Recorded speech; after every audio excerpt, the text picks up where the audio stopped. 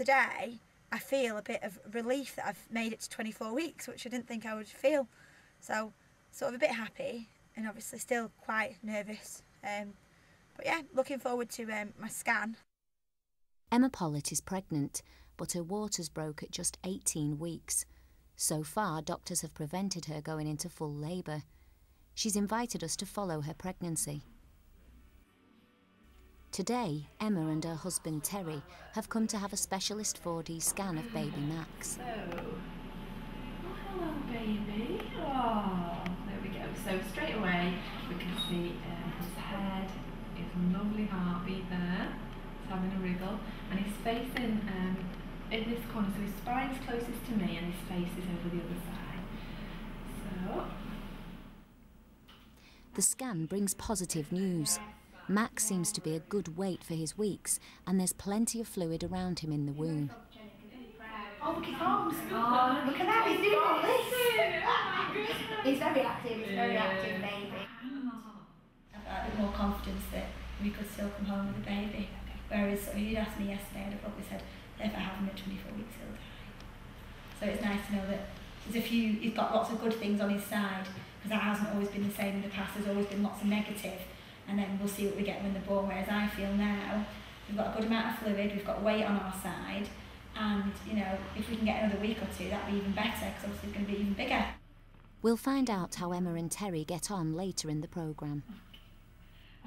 My journey has given me a lot of food for thought, and the obvious next step for me is to see the minister responsible at the Department of Health. Last week, the government announced a new initiative for standards in neonatal care, and a commitment to one-to-one nursing for the most seriously ill babies. Hello Anne, nice to meet you. Nice to meet you too, Kim. First, I asked her why money wasn't set aside for research into prematurity.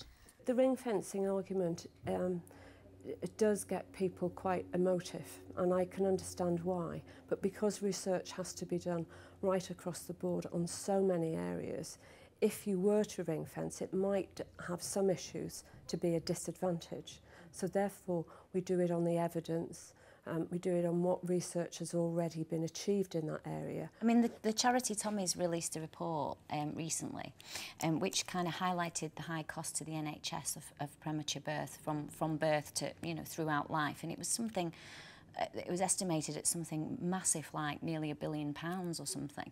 So to me, it's like, well, maybe if we put some more money into the research, maybe we could stop that happening, and maybe it would be more cost effective. What do you think? Well, you're absolutely right on getting it right is better, obviously, for the baby and for the family, and it makes more sense. It's cheaper then, to use your phrase, which is why we launched recently. We're calling it our toolkit for neonatal intensive care, to look at how is the best way to treat babies that are born prematurely, but also the prevention. I met a family who had to travel to, I think it was 4 different hospitals with their baby. He got moved 4 times due to the fact that they had the beds, they had, you know, the intensive care cots, but they didn't have the staff that were trained to deal with the problems that were wrong with him. Is there a staffing issue? Well, particular case I can't comment on because I don't know which case you're talking about.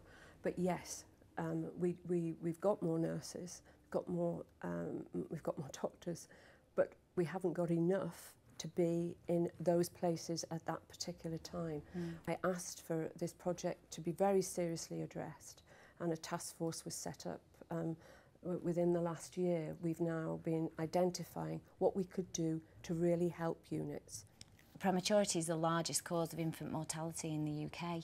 Is there anything that you could maybe say to me or to people that are listening at home that might reassure us that something might be done? It's ongoing, it always will be. Looking after our newborn is a priority to us. Getting it right is a priority. Safe care for mum and baby always will be my priority. We hope we make great strides forwards and look forward to maybe meeting with you again to show you the progress that's been made. Yeah, that'd be great. Today, Emma Pollitt has been brought to Preston Hospital. It looks like her little boy Max is on the way. She's 26 weeks today. I feel very anxious.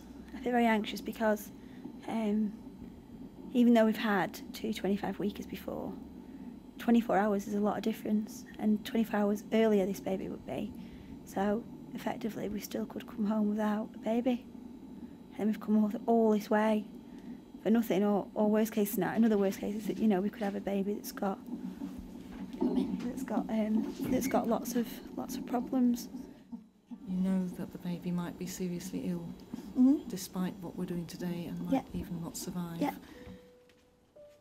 After careful consultation with obstetrics and paediatric teams, the medical staff decide that Emma should go into theatre straight away to have a caesarean section to deliver Max.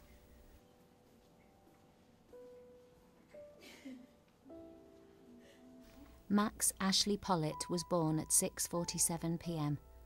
Sadly, he died just a couple of hours later. The number of premature births is rising, and babies are surviving from earlier and earlier. But sadly, there will continue to be mothers like Emma and I, for whom the outcome of early labour is tragic. Happily, the 2 babies I met at Birmingham Women's Hospital are all doing well. Molly has been out of intensive care for 5 weeks and is expected to go home very soon. Daisy went home soon after filming and is doing well. When I began this journey, I wasn't sure whether I was strong enough.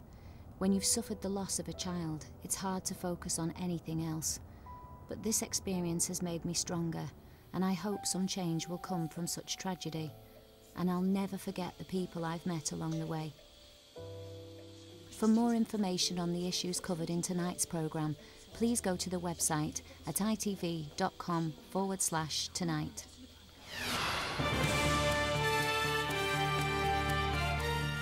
Well, different lives brought perilously close together tonight in a massive car crash, but the accident is just the start of the drama. Collision starts after we head back to Coronation Street in just a moment.